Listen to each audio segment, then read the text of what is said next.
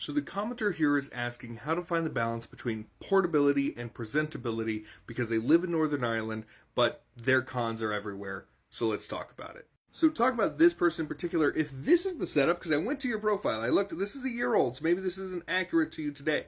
But if this is what you're packing in 2 suitcases and taking around town, you're doing okay and you need to be kinder to yourself.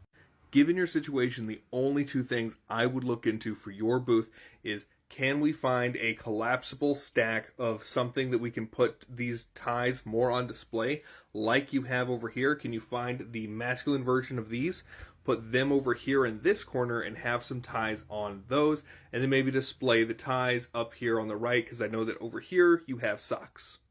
Also, after looking through your stuff, a bit of a left field suggestion, and again, I don't know where you are now, so I want you to take this with a really big grain of salt. But I saw your booth, and it is 80% fashion, and then a little bit of, like there were coasters and stuff. My instincts are telling me that you need to lean more into the fashion side. Either leave the coasters at home, sell them online, sell them on your website, sell them on Etsy, or put them under the booth and just let people know that you have them if they're really interested in what you're working on. You know, oh, hey, would you like coasters? They're $5. Here they are. You know, that kind of thing. And then that gives you more space up here, and then rebranding yourself to being the TTRPG fashion for the modern adventurer. Again, though, don't make that decision because the guy on TikTok told you to. That is a business decision you should make after meditating on it for a while. Think about it, steep in it, and see if you think that's a good idea, or if Zack's stupid, then Zack's stupid, and that's okay. It's just a thought that I wanted to share with you. For the rest of you, look at collapsible designs, collapsible set designs, collapsible displays. That will help you with this kind of situation, but I also want to make an amendment here, is that some of us are just not going to be able to get over certain hurdles because of our life circumstances and our products. The commenter had an excellent product for this problem. Most of her stuff is small and light. She can really pack it into a suitcase. My wife has books. That's different.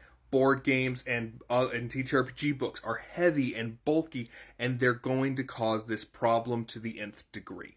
My suggestions to you in those situations are to, 1, find cons that are close and only go out of your way that big way, increase cost, increase shipping, getting a U-Haul, whatever, when it really, really matters, when it's a con that you're really, really confident about taking that risk on. And my last piece of advice for those who are in this situation, but it's worse because you have bulky items, it just sucks, and you need to let it suck. You're limited, and you need to accept your limitations, and you need to do that so that you can focus on how you're going to get yourself to the point where those limitations are not untenable, or you're going to get yourself to a point where you don't even need to worry about that because you're doing this other thing. And I see too many people focusing on what they can't do, and then it distracts them from what they can do. I personally fought that for a very long time, by the way, because I have this delusion that I'm capable of anything and everything all the time, and life has proven me wrong over and over again. I hope that was helpful. Keep asking questions. I'll keep trying to answer them, and until next time, I'm Zack Applewhite, your tabletop marketing guy, and you have a great freaking day.